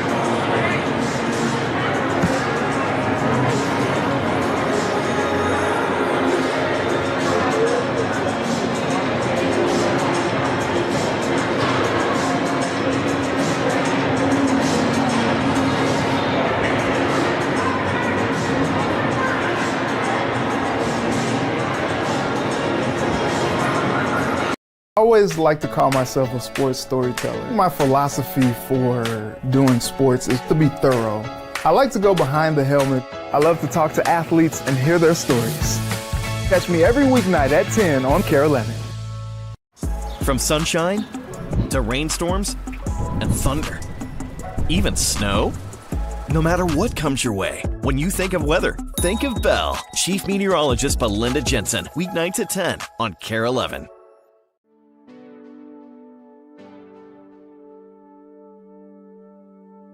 I often think about why someone wouldn't want to be part of Tradition Companies, really. But for me, it's being part of a group of companies and people that will always want to be better and do so without ever cutting any corners, right? I've been here 12 years and I kind of feel like a youngster at times. I mean, for the most part, because we have guys in Ennebeck Construction that have worked for us for 35, 40 years. It's just being involved with a brand that you can really stand behind and what it stands for. The quality, the not cutting corners, the customer-centric approach to all of the business entities.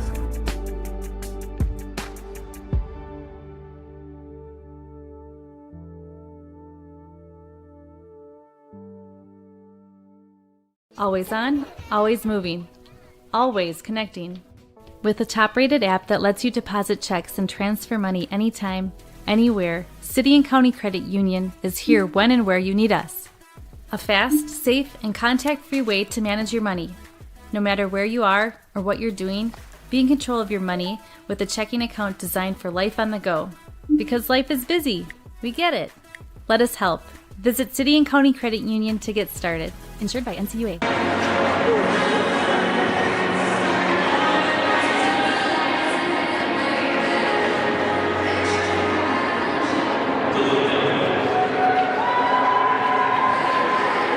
And we're back for the third period here on Tradition Company's Hockey Night in Minnesota. This is our second Tradition Company's Hockey Night in Minnesota of the year. Second of the week, actually. You got a double dose of Hockey Night in Minnesota this week. Gentry leads 7-1 over Duluth Denfeld after 2 periods.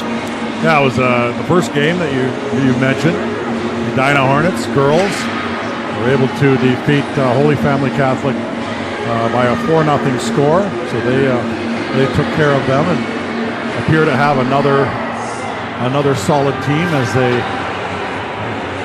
defend their title from the season before, and I guess they defend their dynasty. I mean, yeah, seriously, 4 titles in 5 years is what I call a dynasty. And I would say so. Are we sensing a theme of the early season games here? We got defending state champs on Hockey Night in Minnesota. I don't mind it at all. The very best, right? Yeah, I don't mind it at all, and neither team has disappointed. Gentry has clearly had a very good evening. They lead at 7-1. And, from Denfeld's perspective, come out and just try and win the period. I mean, that you're not going to necessarily come back in a 7-1 game, but win the period. Come out and win the period, and at least prove to yourself that you could be competitive for this 20 minutes right now. So shots on goal in that second period were 14-6 in favor of Gentry, so pretty similar to what they were in the first period. I believe that's 31-11 through 2, if my memory serves me correct. It might not, but so we come back for the third as we are skating 4-on-4. So the only penalty at the end of that period was against Gentry. They send the junior number 17, Tyler Geyer. We didn't get any announcement on penalties there after the skirmish at the end of the period, but it is Gentry sending one to the box. We're 4-on-4 to begin the third.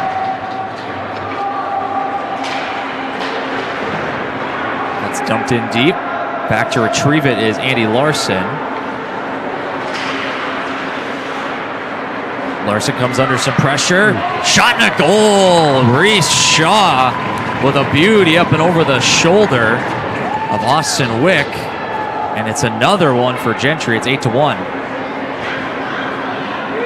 Well, that was a snipe. Over the blocker from an angle like that. He's a right-handed shot as well. I'm glad you said snipe.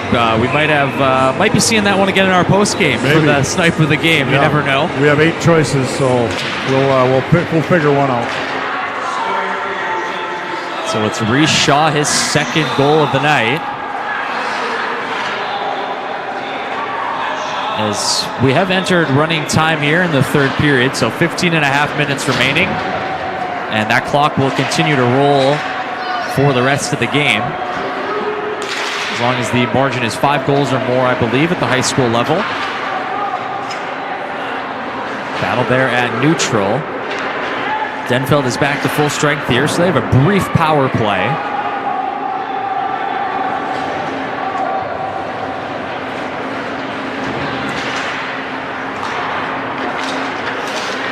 Nice move there at neutral. This is Shane Dean. He'll just retreat and allow his team to get back to full strength. 5-on-5, 15 minutes to go here in the third period. This will go as icing on the Stars.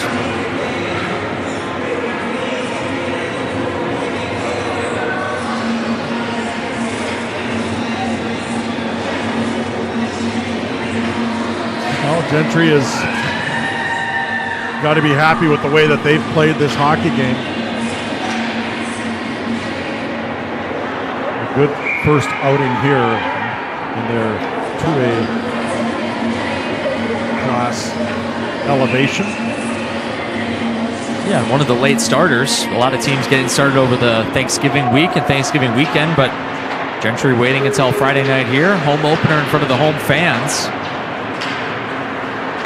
They've had some pretty good support as well. Good to see the students out here. This beautiful facility. Gentry Academy itself is just across the parking lot, which I actually didn't know until I drove up here, but Long pass through neutral. Misses the mark and turn back to the Stars. They'll go cross ice, enter the zone. Shot comes in.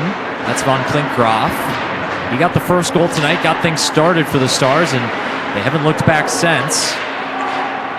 Denfeld got one to make it 4-1, but last 4 to the home team in this 8-1 game. Stars' next game will be against Armstrong Cooper, coming up on December 7th, so sometime next week. They'll be over at the New Hope Ice Arena, facing another single A squad.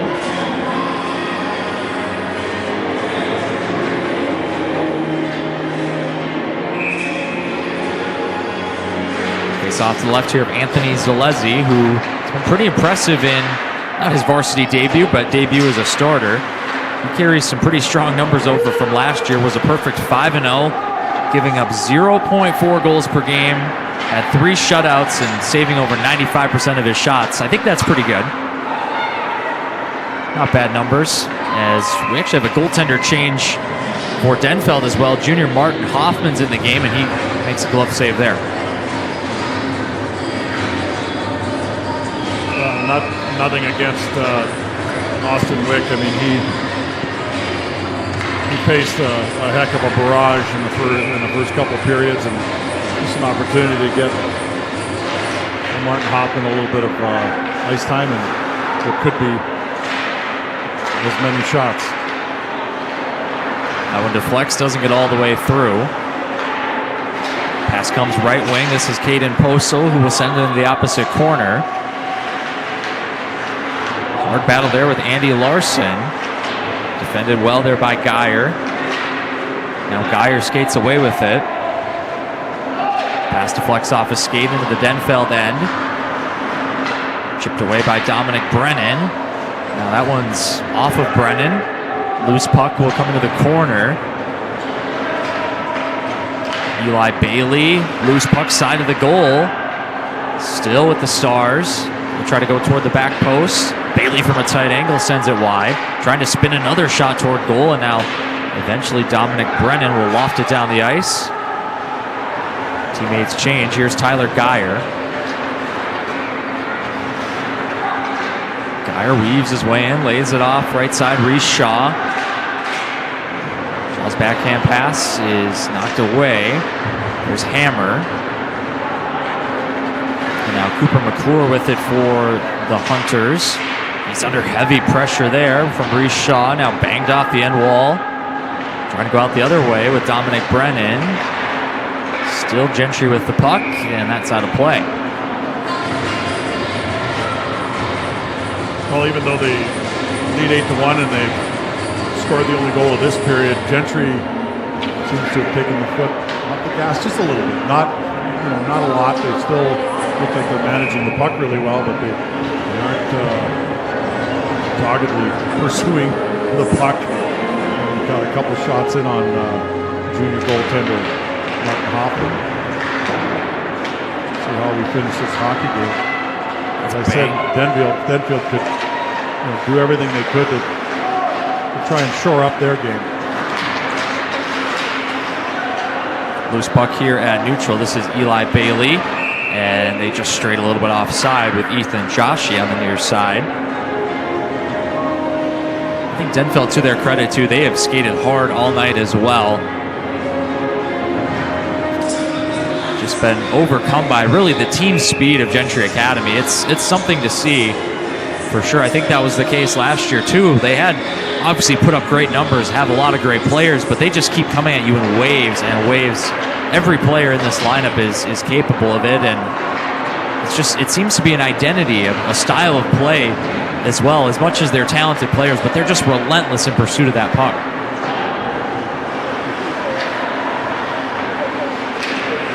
Credit to head coach Joe Cullen, his assistants Andrew Martins and Tyson Fulton. They coach both the varsity and the junior varsity roster. That's why we didn't get a chance to meet with them before the game. If you were wondering why we missed out on the Gentry coach interview, they were busy coaching away in JV when we were trying to get those interviews. But I want to thank the Duluth Denfeld coaching staff. They were very gracious with us in the lead up to this game, left us with some really good information and some good notes. So thank you to the Denfeld coaching staff. And Gentry have been fantastic hosts for us here as well.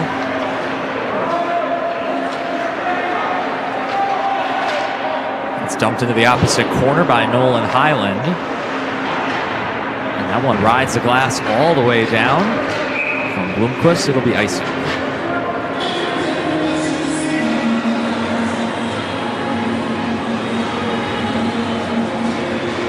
As you mentioned earlier, that running clock peels it down pretty darn quick. But we still spent a good portion of time down in the Denfeld zone in this period. There's Dominic Brennan. Try the drop pass there into the middle for McClure, but 3 white sweaters in the area. Able to knock the puck away. They're going to be offside, so they'll look to regroup. Snapping a pass off right side. Goes through the stick of McClure. Will Parkinson onside.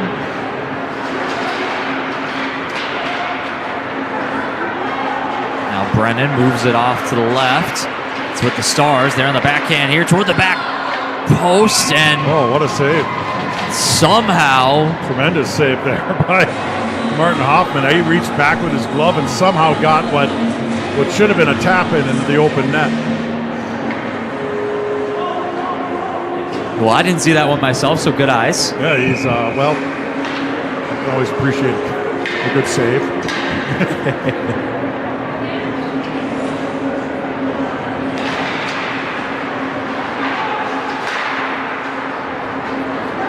And on the other end, I know we haven't called his name a whole lot in terms of the play, but Anthony Zalesi, what stood out to you about his game tonight? Looks like he's going to be the starter this year, replacing Alex Timmons, who was excellent, but I think Zalesi's been pretty good in his own right tonight. Just poised. He doesn't seem to be shaken by... let's not get this wrong either. Denfeld did have some good opportunities in this game. Not as many, and not as frequent, but definitely some opportunities, and Zalesi just handled them expertly, and in many cases didn't give up any kind of rebound where you could build off of it. So he was very poised. Heads up goaltender, obviously in the second period when he made a nice play to notice that there was a line change occurring for Denfeld. He fired the puck up the ice, created a 3 or 4 on 1 that ended up in a goal. So good game so far by the young netminder. Yeah, I'm glad you brought that play up. It was a really fantastic heads-up play, as you said, and it just really speaks to just how this team plays, just nonstop on the gas. And even the goaltender wants to have a part of that. As he could have just let the puck go by for an icing, but instead looks to start a break. And I think he should get an assist for that. I'm pretty sure he had the secondary pass for that goal, but hopefully gets proper credit. Anyway, Denfeld's back to the power play here. As we're already down to 5.5 minutes remaining.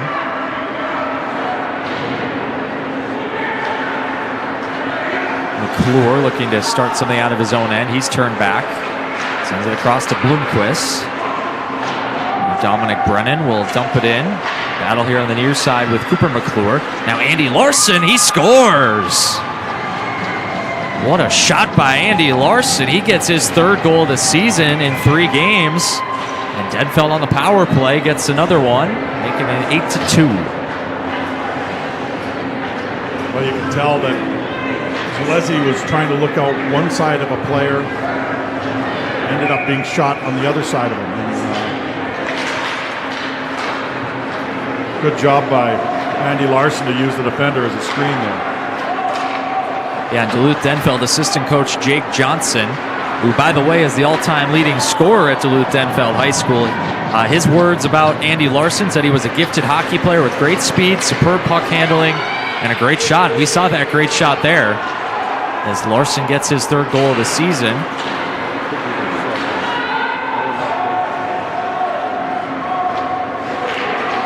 And then for this Gentry side, I think we'd be remiss if we didn't talk a little bit about Barrett Miller, who's not in the lineup tonight. He's going to be back in the lineup here soon, but he's looked at as probably the best player on this Gentry roster, and they've been impressive tonight even without him.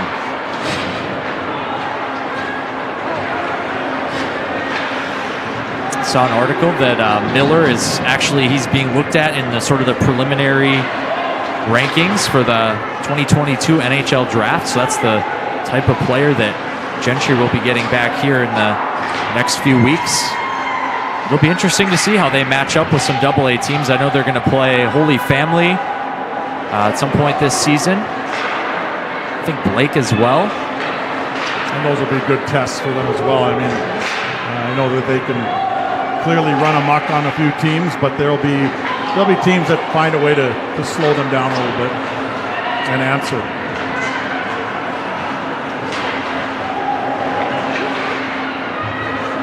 Loose puck brought away here by Denfeld. That's McCourt's just out of his reach there. It's Reese Shaw knocked off his stick into the middle for the one-timer, and Zalesny had to be alert. Blocker save. It's loose, but Barber controls. Barber takes a bump on the end wall. On neutral, they'll dump it in. 2.5 minutes remaining. 8-2 in favor of Gentry. 1-1 here in the third period. As you mentioned at the beginning, what can Denfeld do to win this period? They've drawn it so far. Maybe they can get a late goal here, but Gentry might have something to say about that. Another save by Hoffman as it's flipped up in the air, loose in the crease, and they score. Ethan Joshi, I think, hammered that one home, number 44. And Gentry has 9, lead at 9-2. Another loose puck has cost Denfeld in front of their own net. And that's been the theme of the game for them. I'll bet you that if you were to roll by every one of the goals, you'd see quite a few of them are created by loose pucks or turned over pucks in the wrong part of the zone. Yeah, tough one for Hoffman as well. He made a nice blocker save there, and unfortunately the puck just popped straight in the air. Joshi was first to react. Gentry lead at 9-2 in the final 100 seconds here in this one.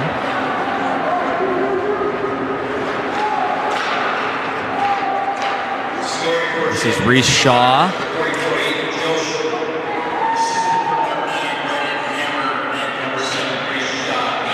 Try to center it toward the front of the goal. Oh, and intercepted there just in the nick of time by Nate Larson. Icing on Denfeld as Zalesny sends the puck all the way back down. We're in the final minute of this one here tonight from Vadnais Heights.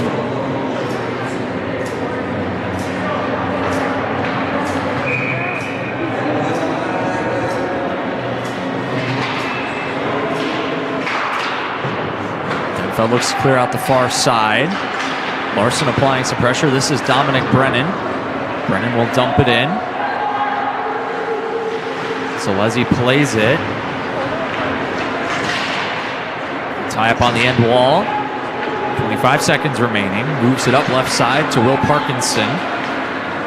This is Shane Dean. Dean's bumped hard by Bloomquist. He spins back. Sends it across toward the circle. Final 15.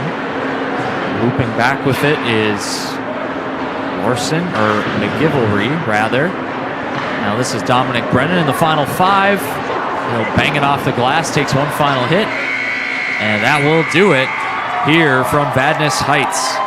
Gentry Academy opens their season with an emphatic 9-2 win on Tradition Company's Hockey Night in Minnesota on KARE 11. It was a good one here tonight, but Gentry showing their strength. Any final thoughts?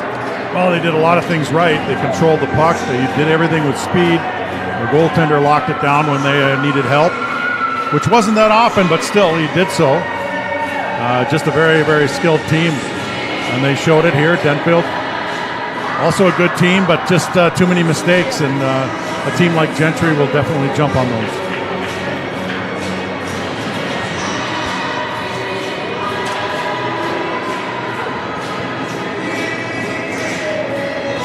So now we're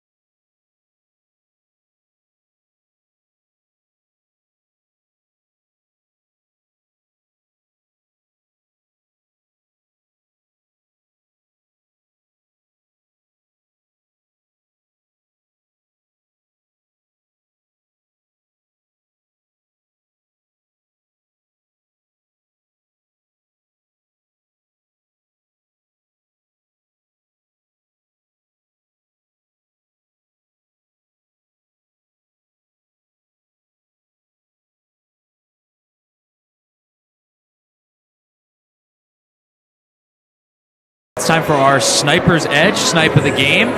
As you said, we had a lot of choices in this game, but we're going to go with the last goal, I think, or rather second to last goal that Gentry scored, as Reese Shaw just put it right up over that right shoulder of Martin Hoffman on the near side, and you see it right here.